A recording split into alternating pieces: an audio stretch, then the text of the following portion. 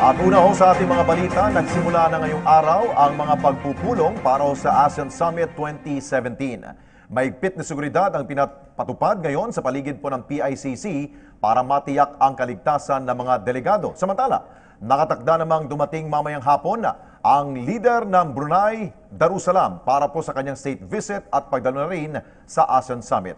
My live report dito si Sweden Velado. Sweden. Maraming salamat, Alex. Simula na nga ngayong Miyerkules yung 4 na araw na pagdaraos ng mga pagpupulong ng Association of Southeast Asian Nations o ASEAN dito sa lungsod ng Pasay, kung saan yung pinakamalaking event na ating inaabangan ay yung 30th ASEAN Summit. Nagaganapin naman sa Philippine International Convention Center sa pinakahuling araw po yan sa April 29, araw po ng Sabado. Alex, inaasahang siyam na leader ng ASEAN member states ang dadalo sa ASEAN Summit, kasama po ang chairman ng ASEAN na si Pangulong Rodrigo Roa Duterte. Tanging yung presidente lamang ng Myanmar ang hindi makakadalo, pero in his behalf, ang mag-represent sa Myanmar ay ang kanilang Foreign Minister at State Councilor Aung San Suu Kyi.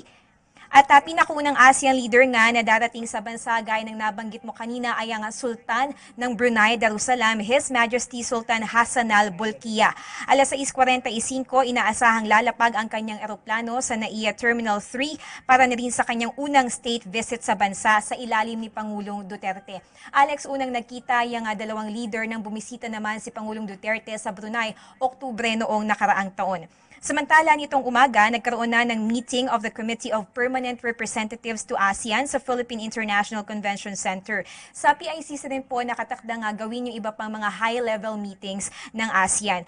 Maituturing na Philippine icon itong PICC dahil bukod sa dinisenyo yan ng Filipino national artist at architect na si Leandro Locsin, ang PICC rin po ang kauna-unahang international convention center sa Asia na binuksan po taong 1976. Alex, nasa 2,000 mga delegado mula sa 10 ASEAN member states ang dadalo sa mga pagpupulong na ASEAN sa PICC, habang libong mga lokal at dayuhang mamamahayag naman ang dadagsa dito sa isang hotel sa Pasay City dahil nandito nga yung ating International Media Center.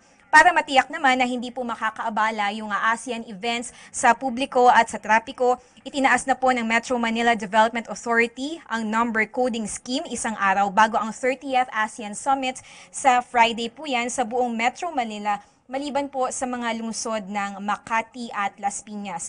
Wala na mga road closures na inanunsyo ang MMDA maliban sa mga lugar na malapit sa Cultural Center of the Philippines o CCP Complex. Gayunman, ayon sa MMDA, magpapatupad po sila ng stop and go scheme para po magbigay daan sa mga delegado na darating po kasama yung kanilang delegation. Posible pong maapektuhan ng stop and go scheme ang mga kalsada ng Diokno Boulevard, Halandoni Street, V. Soto Street, Bucaneg Street, A. De La Rama Street at Makati at Arnaiz Avenues. Samantala, mula April 24 to 30, wala pong pasok sa mga government office sa PICC at April 28 to 30 naman sa CCP. Pagdating po ng April 27, wala namang pasok sa mga government office sa ilang mga key cities kagaya ng Pasay, Makati at Manila. Pero pagpatak po ng April 28 sa buong Metro Manila ay suspendido po ang pasok sa lahat ng antas at trabaho sa mga tanggapan ng pribadong sektor at pamahalaan, alinsunod na rin po sa Memorandum Circular 18 na inisyu po ng Palasyo.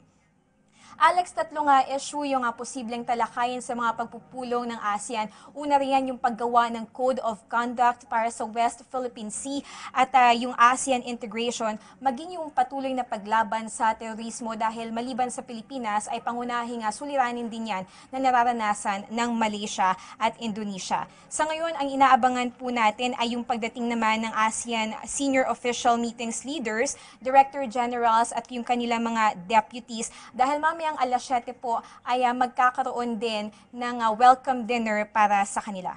Alex, napakamakasaysayan nitong ASEAN Summit dahil bukod sa tayo yung host ng 30th ASEAN Summit, ito rin yung ating pangatlong beses na mag-host ng ASEAN Summit ay kasabayan ng pagdiriwang ng 50th anniversary ng ASEAN.